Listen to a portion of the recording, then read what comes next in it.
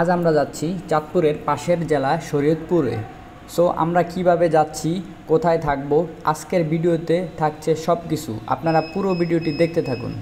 Hello viewers, আসসালামু আলাইকুম, welcome back to another video. আশা করি সবাই অনেক বেশি ভালো আছেন, আমরা অনেক বেশি ভালো আছি।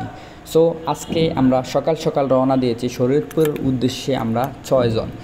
তো সবাই সকাল সকালেই আমরা রেডি হয়ে বাইকে করে শরীয়তপুর যাওয়ার উদ্দেশ্যে রওনা দিয়েছি। আমরা যেহেতু 6 জন, আমাদের বাইক আছে দুইটা বাইক দিয়ে তো লং ড্রাইভে যাওয়া সম্ভব না, তাই আরেকটি বাইকে সংগ্রহ করা হয়েছে। তাই আমরা দুজন করেই 6 জন শরীয়তপুর যাওয়ার উদ্দেশ্যে রওনা দিয়েছি।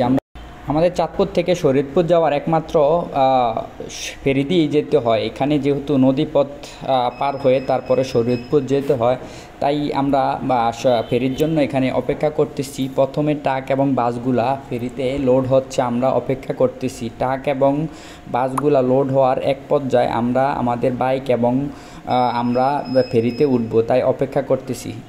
ট্রাক এবং বাস লোড হওয়ার পরে আমরা আমাদের বাইক নিয়ে ফেরিতে উঠলাম।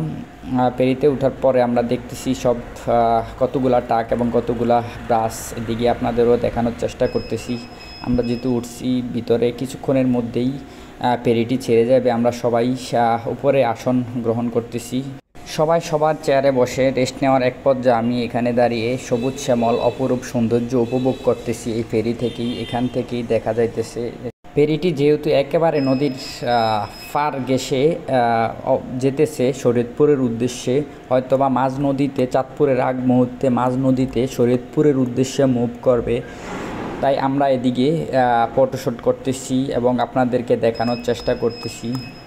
আমার শরীয়তপুর যাওয়ার অভিজ্ঞতা এর আগেও ছিল, তবে এত বড় এত সুন্দর একটা ফেরিতে যাওয়ার অভিজ্ঞতা ছিল না। তার আগের ফেরিগুলো একটু লক্ষ্যচক্কর বা একটু বসার স্থানও ছিল না যাত্রীদের। এই ফেরিটা বেশ বড়, চমৎকার। এই ফেরিটা বসার স্থানগুলো খুবই সুন্দর। আমরা এর আগে যে ফেরিগুলো ছিল, এই ফেরিগুলোতে বসার মতো কোনো অবস্থান ছিল না। এখানে একটি ক্যান্টিন আছে, আমরা তাই এই পাখে আমরা চা খেয়ে সময় পার করতেছি ক্যান্টিনে।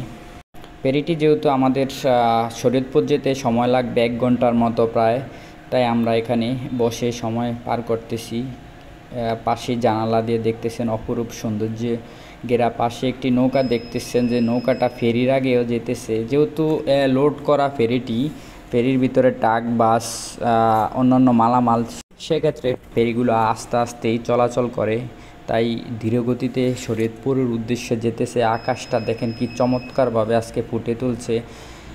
পাশেই দেখতেছেন যে এখান দিয়েই, এই নদী দিয়েই, মেঘনা নদীর ভিতর দিয়েই এই শরীয়তপুরের কাছাকাছি আমরা চলে আসলাম এক পর্যায়ে। এই ট্রলারগুলা চাঁদপুর বড় স্টেশনের উদ্দেশ্যে রওনা দিয়েছে। এই ফেরি দিয়ে 1 ঘন্টা সময় নিয়ে এই শরীয়তপুর যেহেতু লাগে, তাই কিছুক্ষণের মধ্যেই হয়তোবা আমরা শরীয়তপুরের ঘাটে চলে আসলাম। দেখতেছেন যে শরীয়তপুর ঘাট দেখা যাইতেছে। শরীয়তপুর ফেরিঘাট এবং লঞ্চ ঘাট দুইটাই একসাথে। আমরা নামার জন্য প্রস্তুতি নিচ্ছি, গেট খুলে দিচ্ছে, আমরা নেমে গেছি। তাই আর ভিডিওটি বেশি লম্বা করতে চাচ্ছি না। আর আরেকটি ব্লগ থাকবে আমাদের শরীয়তপুর, আমরা কোথায় যাচ্ছি, কি করছি, সব কিছু থাকছে ওই ভিডিওতে। ভিডিওটি দেখার আমন্ত্রণ রইল। আজকের ভিডিওটি কেমন লাগছে কমেন্ট করতে ভুলবেন না। আজ এই পর্যন্তই, আল্লাহ হাফেজ।